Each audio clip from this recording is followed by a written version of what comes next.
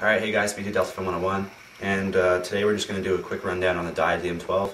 It's sort of like a little review. I haven't had it for too long, but I've also, I've put a decent amount of paint through it now, and I've been testing it out and seeing if I have any issues, and so far I haven't.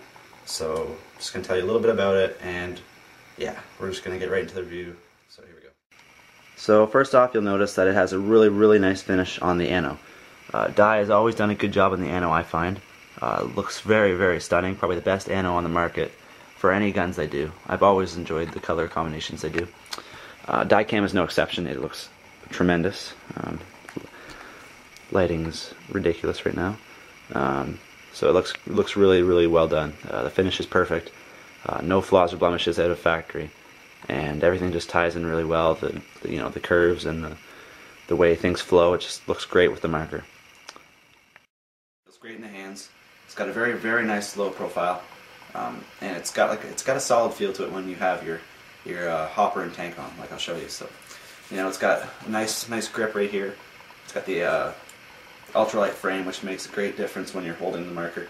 It's absolutely really comfortable, very easy to hold. You can switch hands very easily. So, it's definitely a nice in that aspect. Never had any issues with that. So take the hopper and tank off, and I'll talk a little bit about the things on the body of the marker and whether I like them or not. So you got the standard clamping feed neck right there. They went away from the previous design they had with the thumb screw, or where you could tighten it that way.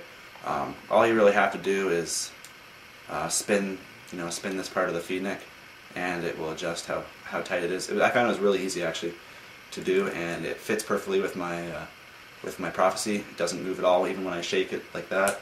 So I did like that about the feed neck. I'd overall give it pretty good rating. The bolt system is absolutely amazing.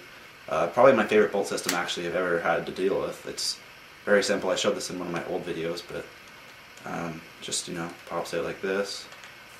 It's a few twists.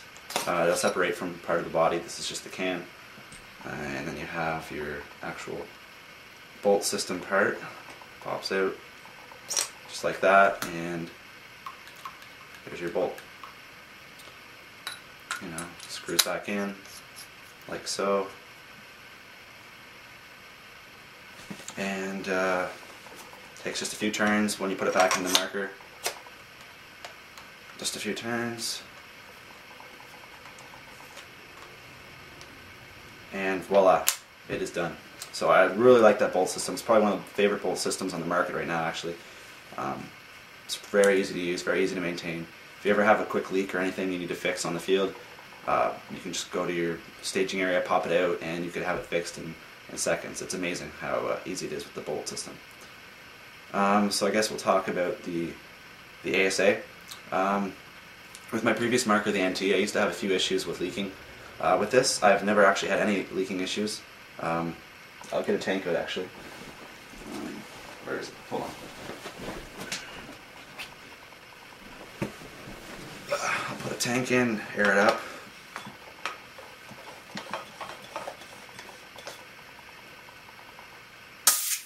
Airs up just like that. You hear no leaks. Works really well. I really like the tank, and just lets the air out like that. It does purge after a while. I generally though, I just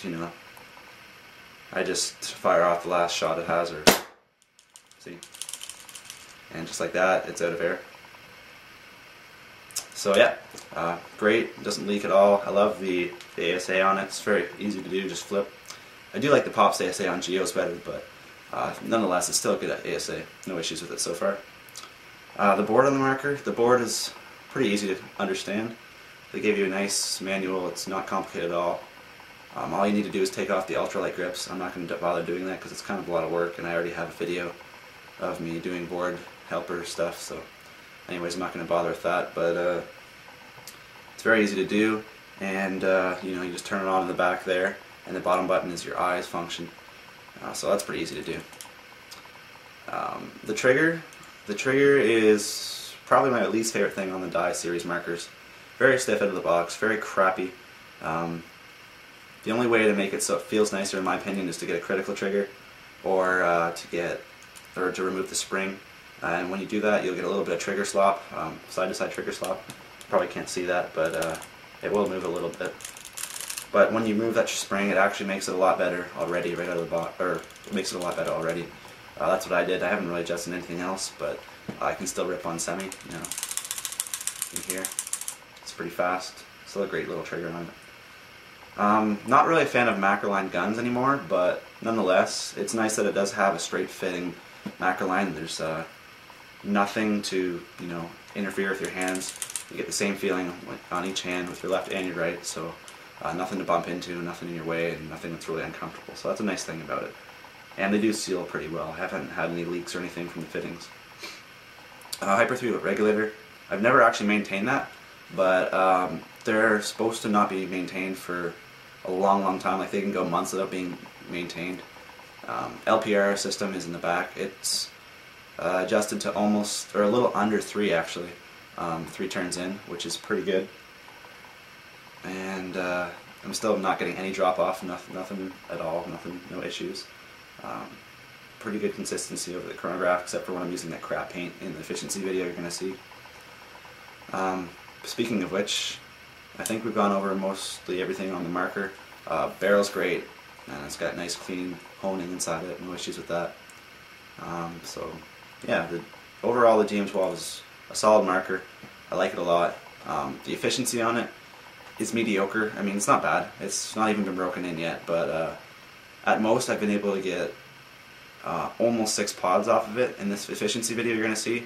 I had 2500 psi, or it was filled with 2500 psi, and I got 4.5 pods off of it, a little over 4.5 pods. If I had that extra, you know, 500 psi, I probably would have been able to get another pod, so I would have been 5.5 pods, which isn't bad for 3000 psi fill. You're looking at another probably 2.5 pods with the other 1500 psi if it was filled to 4500. So you'd probably get around 8 pods, and this isn't even broken in yet. It's probably going to get better. All DMs get better once they're broken in and tuned properly. So yeah, it's a great marker. Like it a lot. Had no issues with it. No leaking issues as of now. Just make sure to lube the bolt consistently, and once it's broken in, it'll be perfect. Anyways, that's my little review on the DM12. Overall, I actually think this is one of my favorite spool valve markers I've ever shot. Probably I like it equally to the Geo series, which is pretty weird because Geo's been my favorite marker of all time, and this kind of beats it in everything. It's smoother, more efficient, and overall great feel to it. It's a little better than the Geo. So yeah, I do like it. Nothing that really bothers me with it actually. Everything's pretty great. So yeah, I'd probably give this a 9.5 out of 10. Nothing's perfect, that's why I say 9.5. But yeah, it's a sexy marker, shoots great. In most of my videos you can see me just shooting like this. I don't even have to have my hand on the reg. It doesn't move at all. There's like no barrel rise whatsoever. So yeah, very smooth. Very solid marker, and it comes with a lot of stuff in the case. You get a nice soft, kind of like a soft leather case. It's pretty good. But yeah, that's my overall review on it. Hope you guys enjoyed this, and now we're going to do the shooting video. So check it out, guys.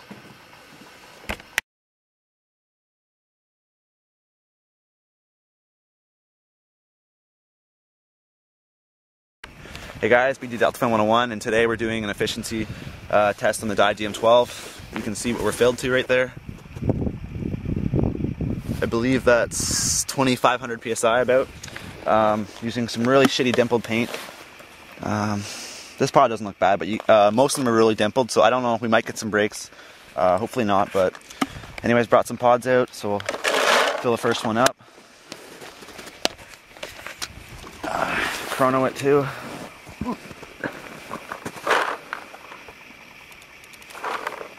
Oh yeah. 298, 281, 278, 274, 289. So we're kind of around 280. So anyways, we'll start this, and here we go. You can get back a little bit, I think, or I don't know. Just do whatever you want to do.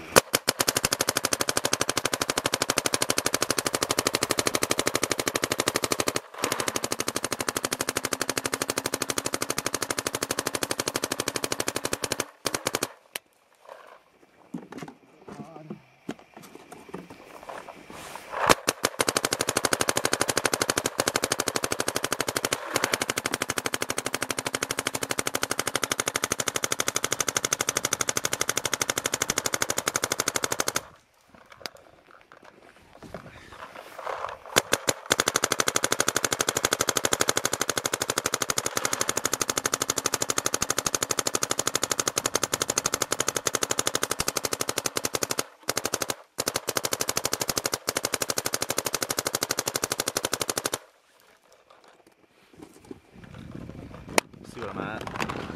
Oh, we're actually almost empty now.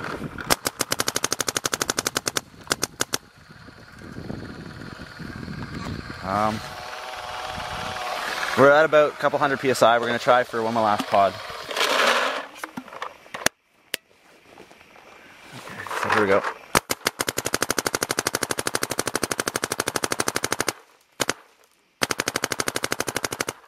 And we're pretty much empty.